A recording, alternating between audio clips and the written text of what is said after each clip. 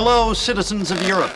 1995 was a big year for gamers. It marked the transition from 16-bit consoles to the new CD-based 32-bit consoles, bar the N64, and 3D gaming.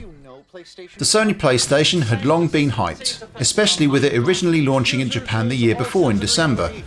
But finally, on the 29th of September 1995, the Sony PlayStation launched in the UK and the rest of Europe. The PlayStation is now quite rightly considered a classic which changed the course of gaming. But did things always look as though it would become the behemoth it ultimately did? Remember, do not underestimate the power of PlayStation. Now, as we know, a console is only good as the games that it offers. The PlayStation in Europe offered 9 games at launch. 3D Lemmings, Air Combat, Battle Arena Toshinden, Jumping Flash, Kileak the Blood, Novastorm, Rapid Reload, Ridgeracer, and Wipeout. There is one thing I have noticed looking back at these launch titles, and becomes a recurring theme especially with early PlayStation games. It's the FMV intro. Almost a hangover from when we started to see CD-based media introduced, the increased storage of the CDs meant FMV intros were an easy way to impress. You'll see as we go along how most of these launch games went down this road too. Anyhow, we already know at least a couple of these games are classics, but how did the rest of them fare up? Let's take a look.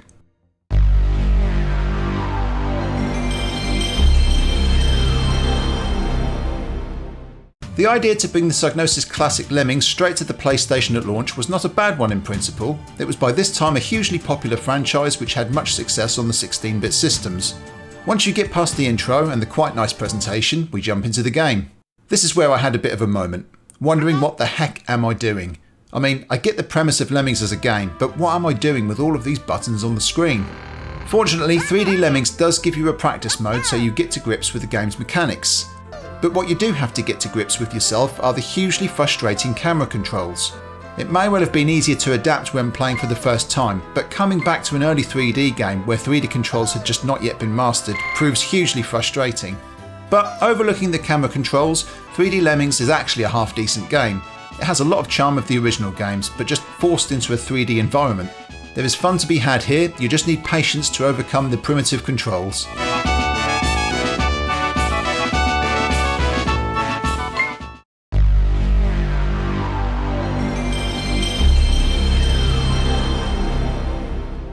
A port of the 1993 arcade game, Air Combat is a combat flight simulator game by Namco.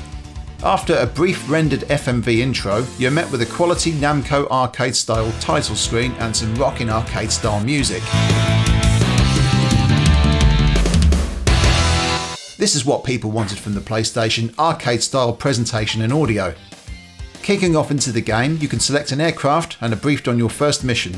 The missions in Air Combat tend to follow a typical approach of destroying bunches of enemy aircraft and ground targets, but in a much more arcade-style gameplay rather than the precise drawn-out missions of the 16-bit flight sims. Like with many games released early in a console's life, there are odd graphical glitches and below-average draw distances and so on, but I wouldn't have been disappointed with this had it been a day one purchase.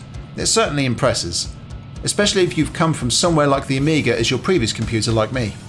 To be fair to Air Combat, it does exactly what it sets out to do. It exploits the modern day hardware of the PlayStation and delivers some action-packed, fun combat flight sim action.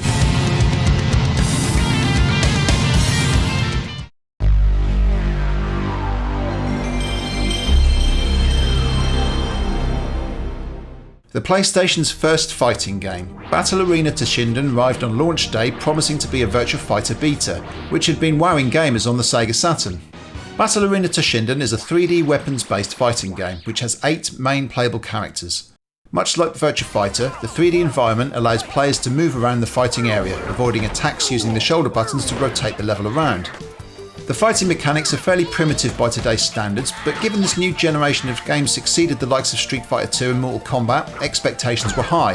But ultimately, Battle Arena Toshinden just lacks the fast-paced combo approach mechanics that made its 2D predecessors so successful. Battle Arena Toshinden, along with Virtua Fighter, helped usher in the new realm of 3D fighters, which have now become a classic genre in itself. The game proved popular upon launch, but with the likes of Tekken that followed just a couple of months later, it meant that Battle Arena Toshinden had already peaked. I've never been a huge 3D fighting game fan, but Battle Arena Toshinden would have ticked the box for a while on a new console. It's just not aged particularly well.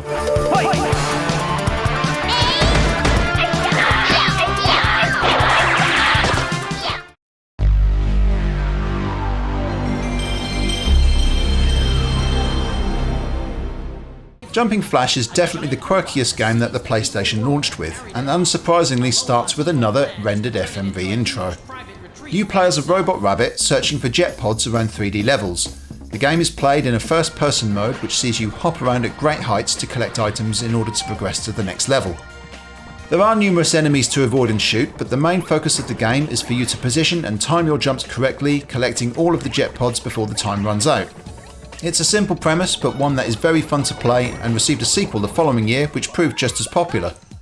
It was originally conceived as a tech demo in early 1994, but further developed into a full game. Its simplicity and quirkiness is what makes this game still shine over 25 years after its launch.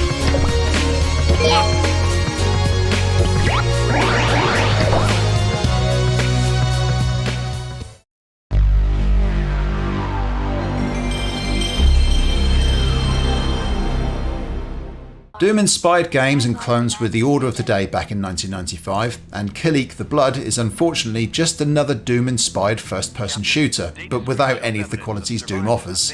Although it does not let us down in respect of a rendered FMV intro, it has to be said. This is a classic example of now having the technology available to develop 3D games, but forgetting to add a game to it. Maybe I'm being a little harsh, as there are some elements of gameplay to it, although it is very repetitive. There are some puzzle elements as you proceed through the levels trying to find your way through locked doors, but sadly that's about it. To its credit, it does run smoothly and again would impress any 16-bit console gamer coming to the PlayStation on launch day. But with games like Alien Trilogy and Doom that would follow the next year, it's just another launch title that just felt like a bit of a tech demo for 3D FPS potential.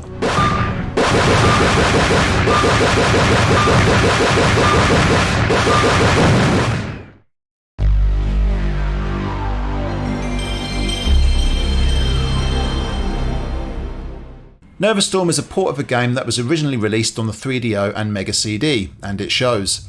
Again, not forgetting that now standard treat, the rendered FMV intro. Novastorm then proceeds to offer even more FMV backgrounds in the game. Much was the thing to do with CD-based games on the likes of the Mega CD, 3DO and CD32. The game is essentially the same old affair as Microcosm, which was released in 1993 on the aforementioned consoles. An on-rail shooter that runs over an FMV background. It is reasonably fun for 10 minutes, I guess, but it can be very frustrating, and there is only really one tactic: keep rotating around the screen shooting blindly at anything that moves. Novastorm was certainly one of the worst launch titles for the PlayStation. It feels like Psygnosis published this one just to capitalise on a new console launch.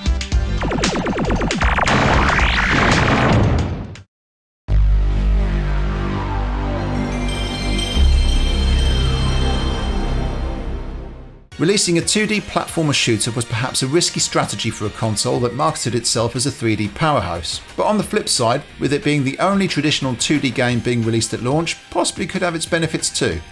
This game is also notable for being one of only 2 games on the list without an FMV intro. Rapid Reload wears its influences on its sleeves. It has a similar look and feel to the likes of Gunstar Heroes and Metal Slug. You run and jump around using a range of weapons to relentlessly blast away enemies. One of the main game mechanics is the weapon power meter, which decreases like a timer as you play the game. Destroying enemies will see them drop power-ups which top up the power number, meaning your weapons are more powerful. It is a good incentive which keeps you moving quickly through the game to ensure your weapon is always as powerful as possible. It's not a bad game, it's just not as intense or challenging as something like Metal Slug, and could have been an excellent launch game, but it just didn't have the wow factor that gamers were looking for at that point in time with such new powerful hardware.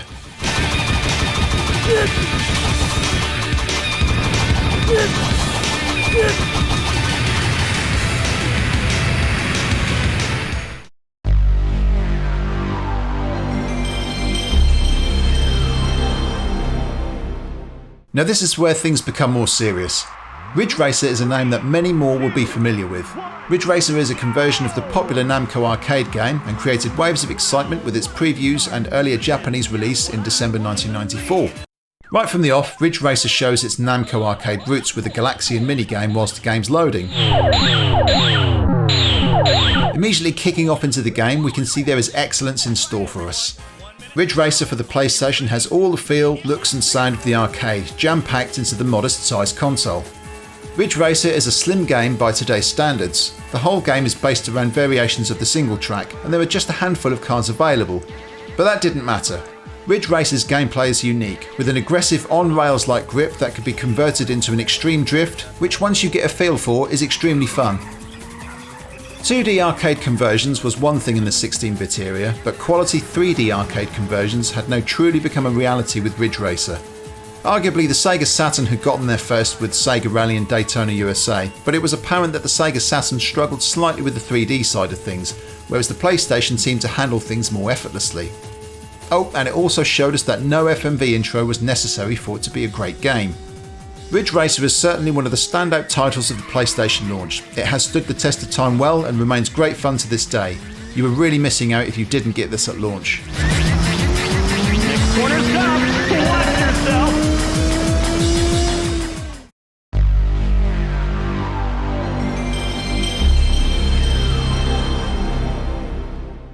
It's almost as if we've saved the best couple of games until last.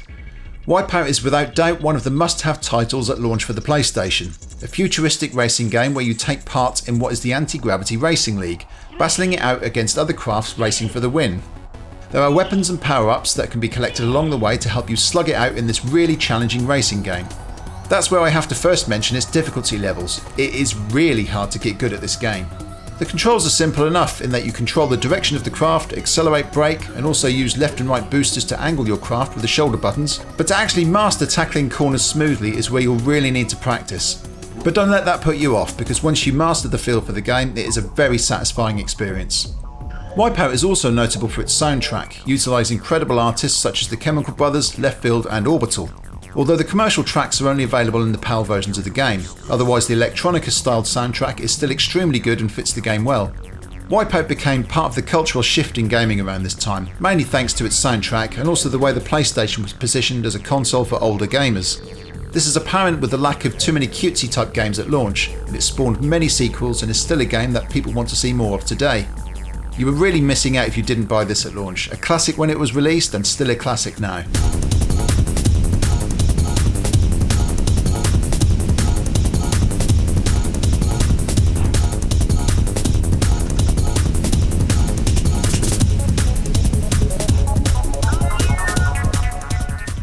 So that's it, 9 games at launch, probably 3 or 4 really worth owning. Without doubt, Ridgeracer and Wipeout were the must-haves, but I personally would have tried out 3D Lemmings too, being such a fan of the original games. To be honest, it's only in retrospect that we can say now that the controls for 3D games like 3D Lemmings were pretty terrible. I remember playing Croc for the first time and didn't have any issues back then, but now it's a really frustrating experience as we now have more refined control methods baked into us.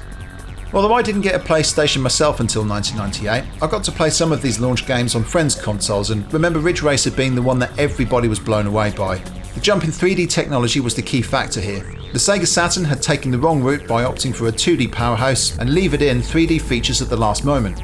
So, with Sony not only undercutting the likes of Sega Saturn's price at launch, the PlayStation was also built from the ground up for 3D and is one of the deciding factors that led to the dominance of the PlayStation. Thank you for watching. I hope you've enjoyed this video taking a look back at the PlayStation's launch games. I'm now regularly producing retro content which goes live twice a week, so be sure to subscribe and hit the notification bell to be notified when new videos are live. Thanks again and see you soon.